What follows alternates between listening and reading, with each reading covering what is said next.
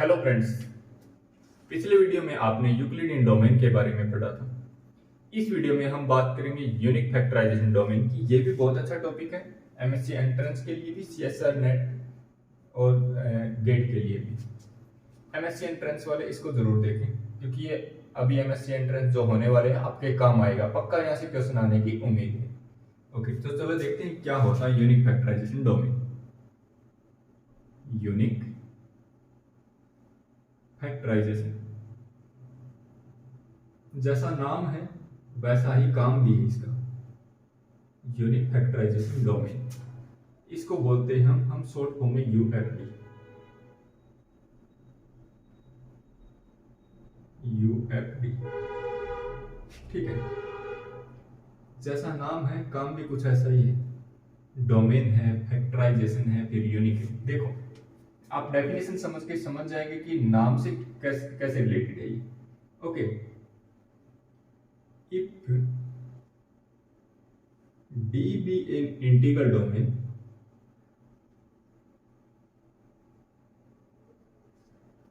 D be an integral domain,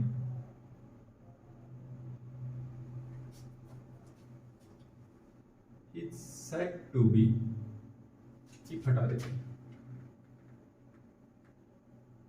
चलो ऐसा लिखते हैं इसको, ये लिखो an integral domain भी,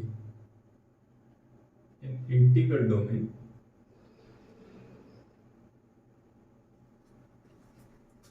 D is said to be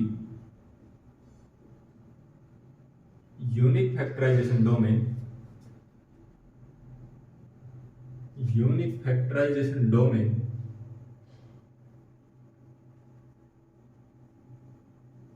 if number एक every non-zero non-unit element, every non-zero non-unit element of D can be written as product of irreducible elements of D। ठीक है। दूसरी बात, and this factorization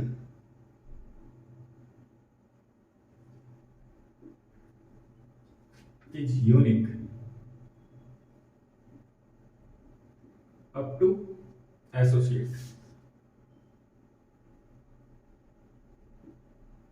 ठीक है, तो आप समझ गए होंगे कि जैसा नाम वैसा काम कैसे।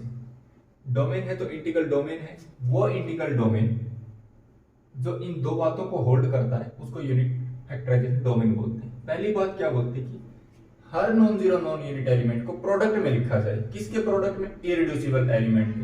और वो इररिड्यूसिबल एलिमेंट आएंगे कहां से? डी से आने चाहिए। दूसरी बात, अगर वो जो फैक्टराइजेशन जो करते हैं ना वो यूनिक होनी चाहिए अप टू एसोसिएट। इस अप टू एसोसिएट का मतलब क्या है? एक एग्जांपल से मैं आपको समझाता हूं।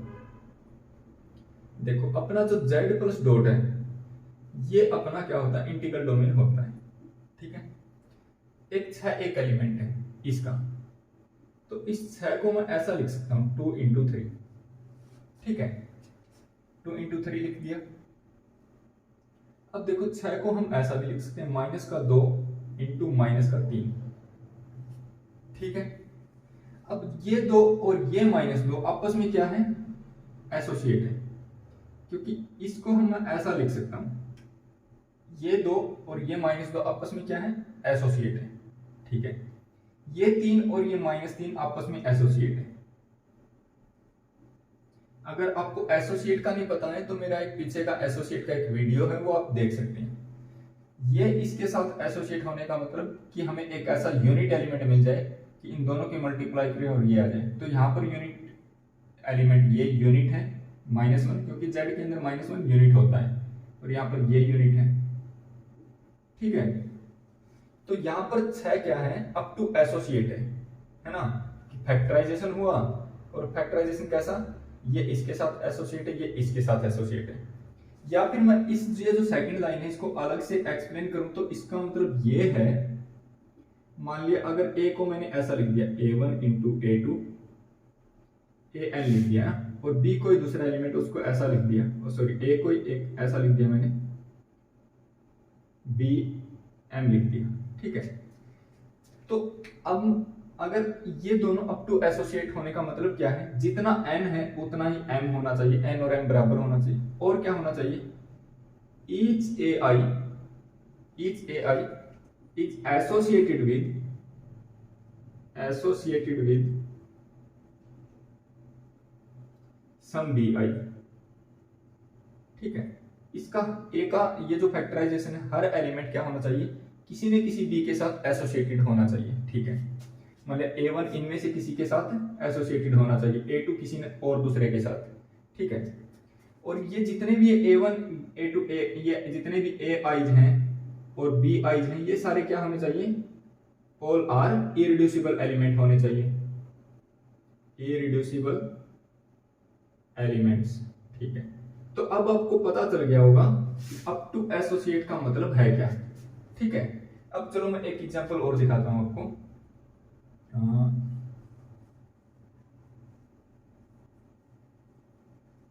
देखो इसकी बात करते हैं,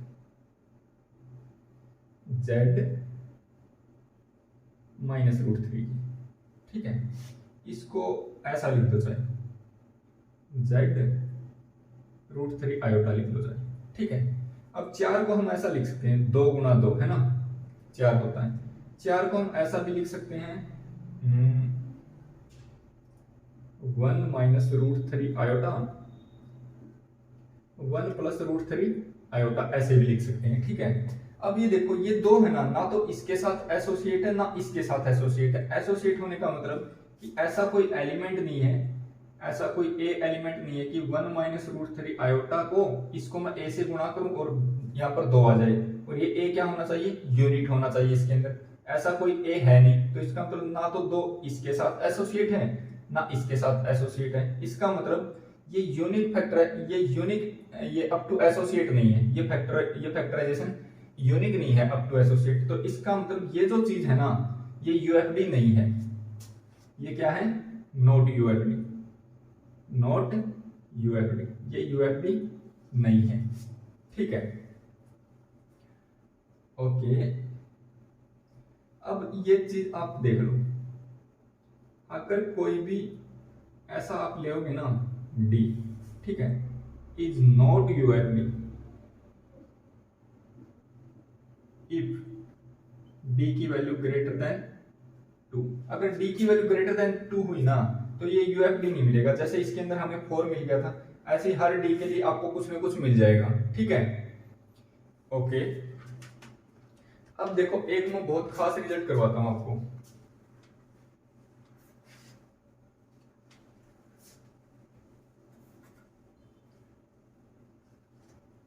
ये बहुत बढ़िया रिजल्ट है, ये जो आप रिजल्ट लिखने जा रहा हूं इसको आप पक्का याद रखिएगा, इससे क्वेश्चन मिलने के बहुत ज्यादा चांस हैं। चलो लिख देते हैं इंपॉर्टेंट रिजल्ट।